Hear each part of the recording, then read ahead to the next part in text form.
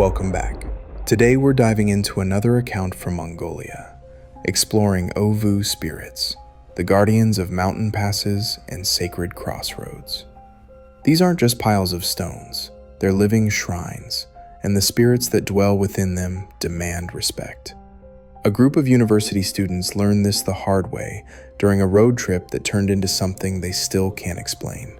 Stay until the end, because I'll break down the ancient beliefs surrounding ovoos and why even modern Mongolians won't dare disrespect them.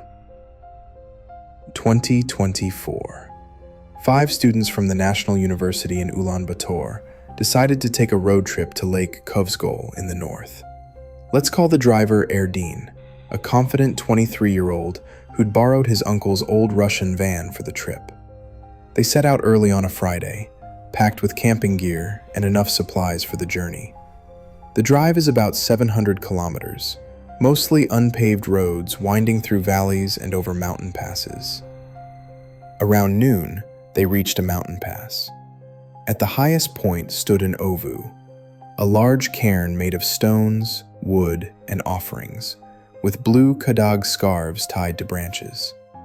Around the base were scattered coins, candy, bottles of vodka, and cigarettes.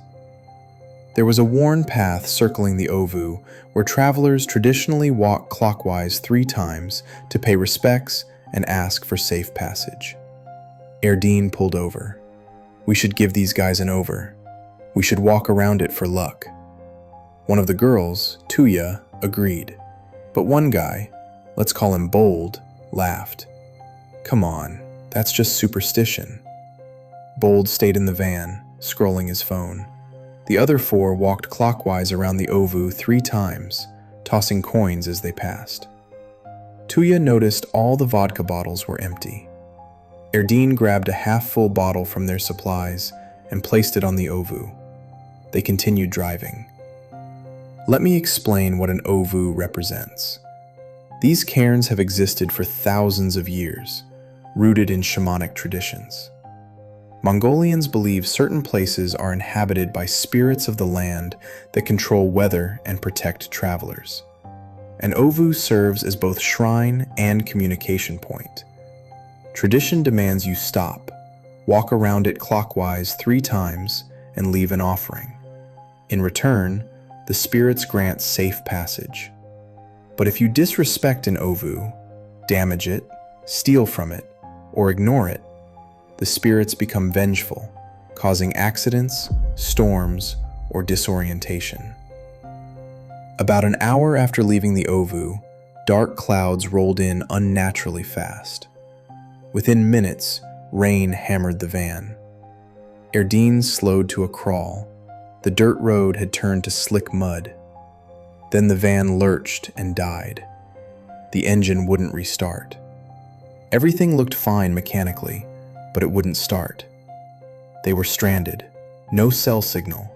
Nearest village 30 kilometers back. They waited in the van. They heard something over the rain. A voice. A woman singing. The melody was slow, mournful, in a language none of them recognized. The singing circled the van, sometimes close, sometimes far. Then something hit the van. Sharp metallic clangs, like rocks thrown at the sides. Rapid impacts from all directions, denting the metal. The students huddled together, shouting. Then, suddenly, it stopped. The rain stopped. The singing stopped. Complete silence. Erdin tried the ignition. The engine roared to life. He threw the van into gear and drove. But they couldn't find the road. The dirt track was gone. They were surrounded by open steppe. No landmarks. Nothing.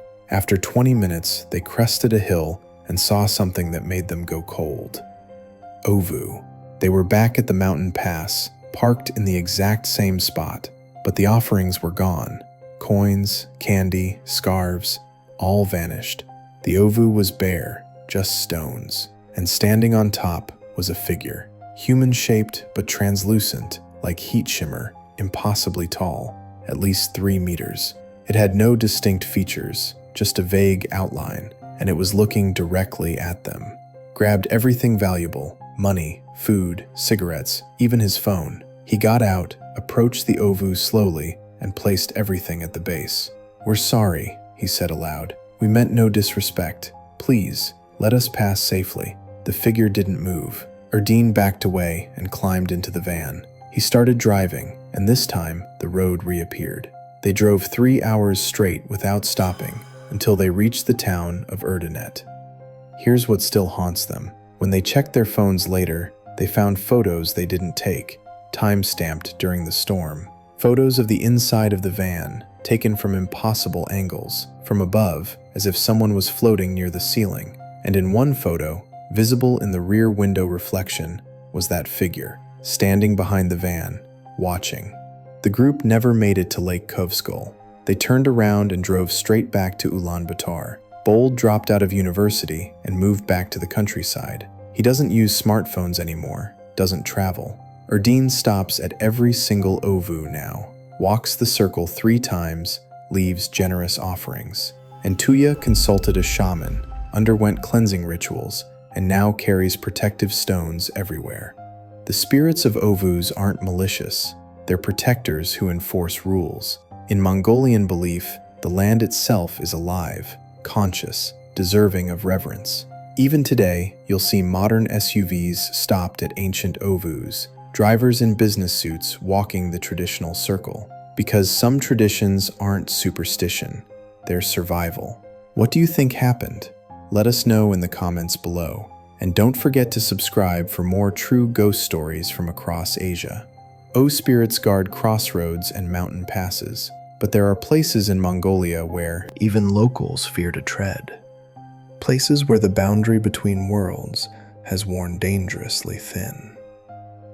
Our next story takes us to an abandoned monastery destroyed during Stalin's purges, where 3 monks vanished in 1937, and where their presence is still felt today. Welcome back. This account goes deeper into Mongolia's spiritual underbelly. We're talking about a forgotten Buddhist monastery destroyed during the 1930s purges when thousands of monks were executed. But even in ruins, some places refuse to release their dead. An archaeologist and his assistant spent 3 nights at the site.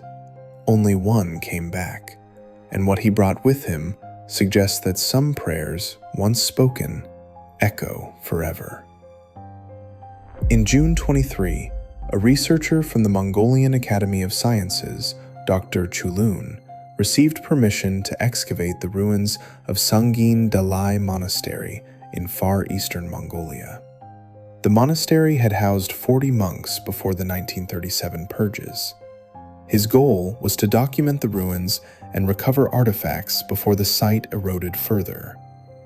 He brought one assistant, graduate student Gansuk. They set up camp near the ruins, crumbled walls, fragments of painted wood, and the skeletal remains of a main temple. Among the debris were pieces of Buddhist iconography, rusted prayer wheels, and faded murals of protective deities. On their first day, they found something unusual. Beneath collapsed timber, 3 skulls arranged in a triangle, facing inward. Each skull had a small, perfectly round hole at the crown with smooth edges, not fractured like gunfire. Gansuk tried photographing them, but his camera battery died instantly. Dr. Chulun's camera worked, but every photo came out blurred. They sketched them instead and removed the skulls. Chanting. Low, rhythmic male voices reciting Buddhist prayers coming from the ruins. Dr. Chulun grabbed a flashlight and walked toward the sound. The chanting grew louder as they approached the collapsed temple. But when they shone lights into the ruins, it stopped. Complete silence, just rubble and shadows. Gansuk woke to footsteps circling their tent. Slow, deliberate, crunching on dry grass. Dr. Chulun was already awake, listening. The footsteps circled 3 times, stopped at the tent entrance. They heard breathing, raspy, labored. Neither moved. Finally, the breathing stopped and the footsteps retreated. In the morning, they found prints around their tent. Bare feet, human-sized, but the toes were elongated and the stride length impossibly long. Dr. Chelun decided they'd continue, but set up a camera to record overnight. They discovered a small underground chamber. Inside were charred prayer texts and 3 monks' robes, neatly folded, looking almost new despite being decades old. They smelled of fresh incense. Sewn into each robe's lining was a scroll, a protective sutra meant to bind restless spirits. These monks knew they were dying, Dr. Chelun said. They tried to bind themselves here to keep something contained. That they reviewed the footage. At 11:47 p.m., 3 figures emerged from the ruins, robed, gliding rather than walking. They moved toward the camera, stopping at the frame's edge. One by one, they raised their heads. Where their faces should have been, nothing. Just smooth, featureless surfaces. The footage cut to static for 3 minutes. When it resumed, the figures were gone. Sickness Ansuk wanted to leave. Dr. Chelun insisted on one more night with multiple cameras and audio equipment. Around midnight, Dr. Chelun woke to absolute silence. No wind, no insects. The audio recorder ran but picked up nothing, as if they were in a vacuum. He looked over. Gansuk's sleeping bag was empty. Dr. Chelun scrambled out, shouting. He ran toward the ruins and saw 3 figures standing in a triangle. In the center, Gansuk, on his knees, head bowed, hands in prayer position. His lips moved, but made no sound. Dr. Chelun grabbed Gansuk's shoulder, ice-cold skin, eyes open but unfocused, mouthing sutras. He tried pulling him up, but Gansuk was rigid. The 3 figures moved closer.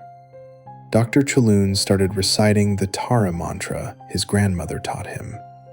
Om Tare, Tutare, Ture, Soha. Over and over, louder. The figures stopped. Gansuk gasped. His body went limp. Dr. Chelun dragged him backward, still chanting. They threw everything into the truck and drove until dawn. Gansuk was unresponsive, eyes open but vacant. At the hospital, he was admitted for severe hypothermia despite it being summer. He remained catatonic for 2 weeks.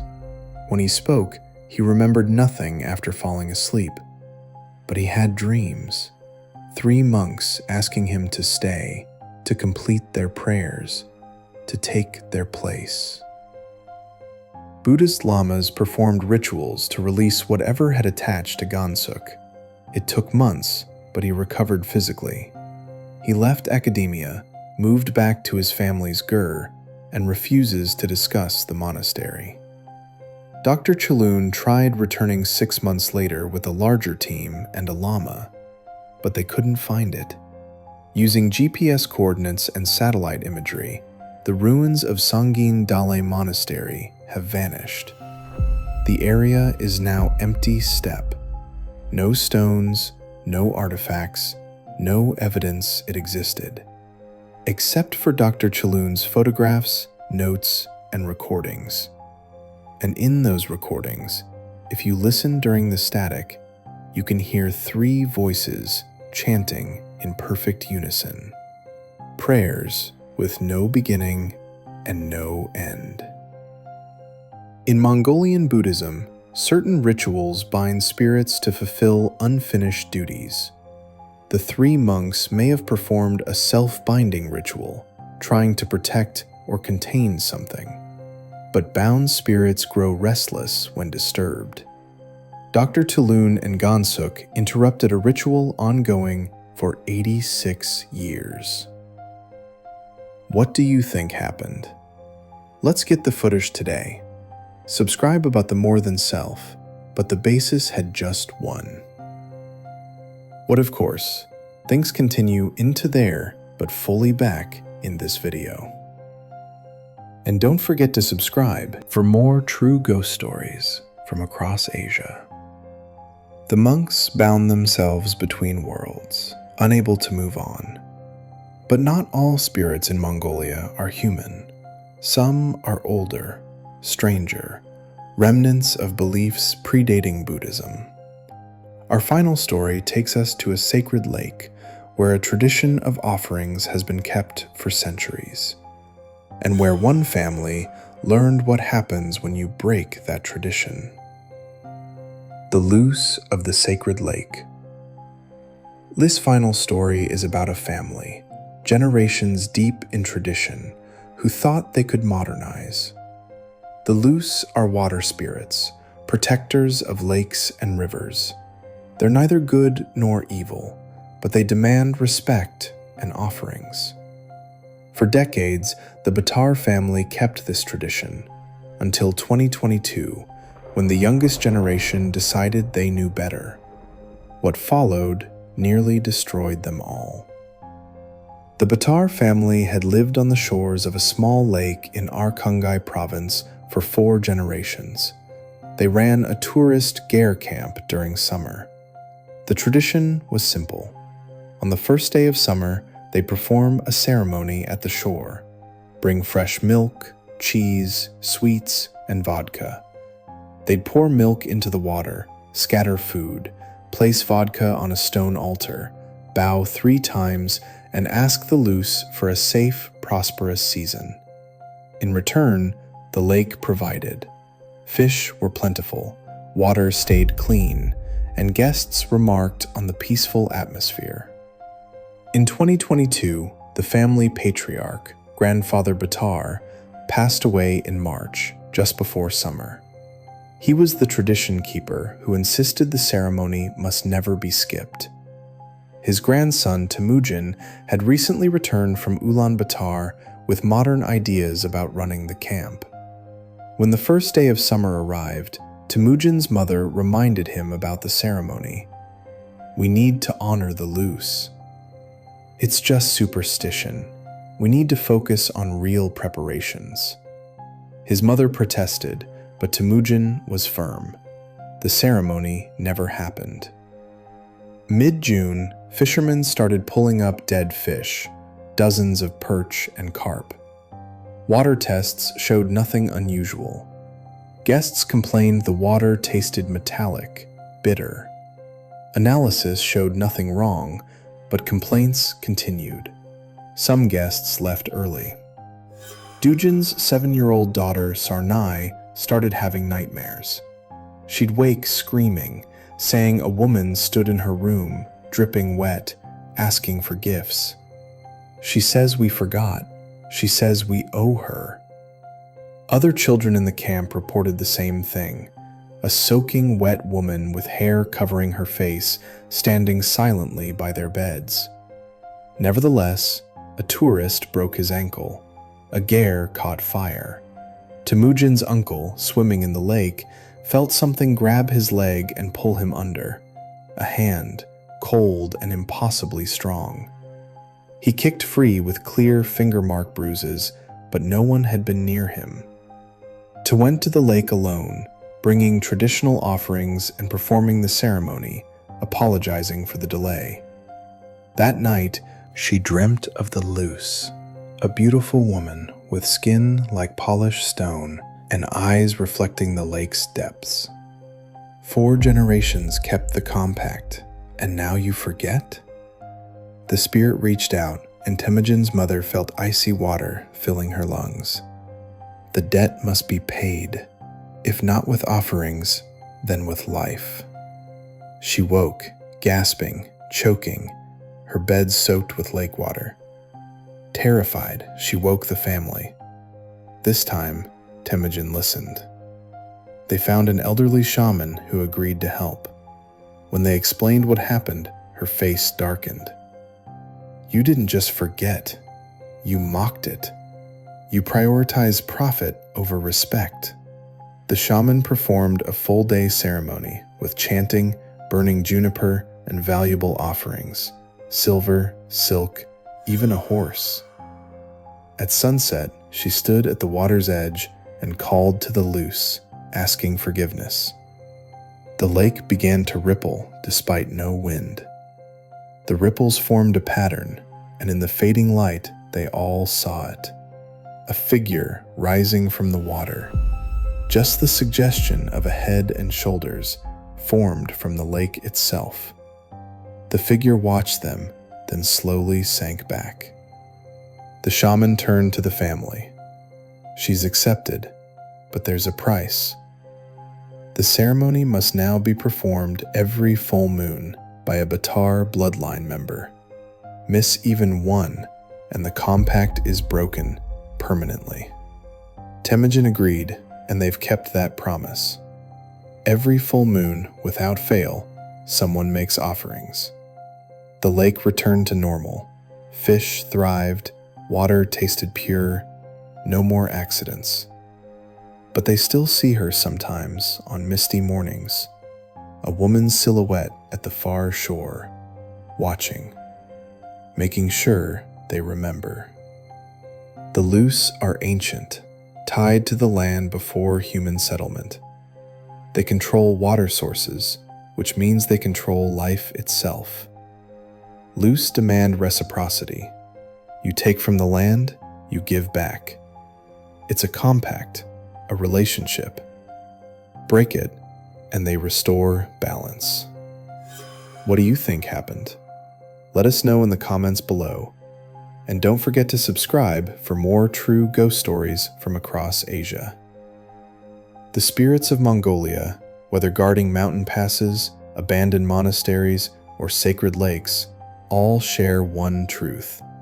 Respect is not optional. The land has memory, and the entities within it have patience measured in generations. You can call the old ways superstition, but when you return to the steppe, to the mountains, to the water, you'll find they've been waiting, and they remember everything. Thank you for watching, and stay safe out there.